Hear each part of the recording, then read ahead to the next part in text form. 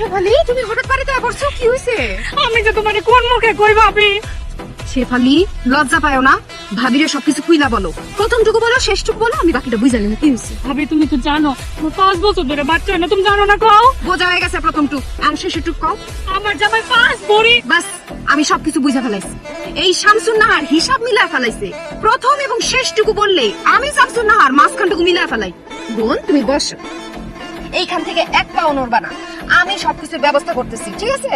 তোমার ফলাফল আমি নিয়ে আসতেছি, তুমি বসো। আমার ভাবে শামসুন না কি কিছু বুঝলো? আমি কি তারে কিছু বুঝাইতে পারলাম? আমি কি বুঝাইলাম না সে কি বুঝলো? আরে তুমি এনে বাবা গিলতাছ, ওদিকে কি হইছে জানো? এত কিছু জানতে হবে না, তাড়াতাড়ি চলো। আহো, আতলা পাও নাকি? শেফালিরে তার জামাই মারছে। কি বাঁধন শেফালিরে মারছে?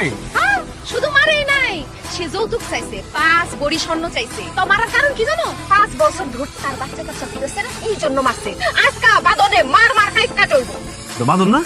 হ্যাঁ, তুই বুঝো না কেন লেগে এমন সাজগুজ করছে? তোমার বইনের লাইট ছায়া বাগায় দিয়া সে আরেকটা বিয়া করতে যাইতেছে, দেখো না মিষ্টি আবার কেমন পাঞ্জাবি পরছে। তুমি এখন উইরা গিয়ে একটা ফ্লাইং কিস দিয়া দাও। কি? ইংলিশ বুঝো না নি, একটা উইরা গিয়ে একটা লাথি মেরে দিবা। আরে মূর্খর বাচ্চা, ওটা ফ্লাইং কিক। কি বিয়া করার খুব শখ না? এখন যা বিয়া কর গিয়া। মরে গেল নাকি?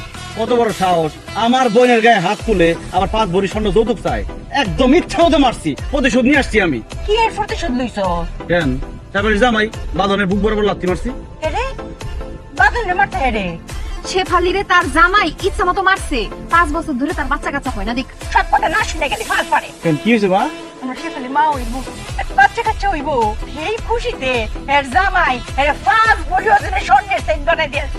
কি করে শুনছি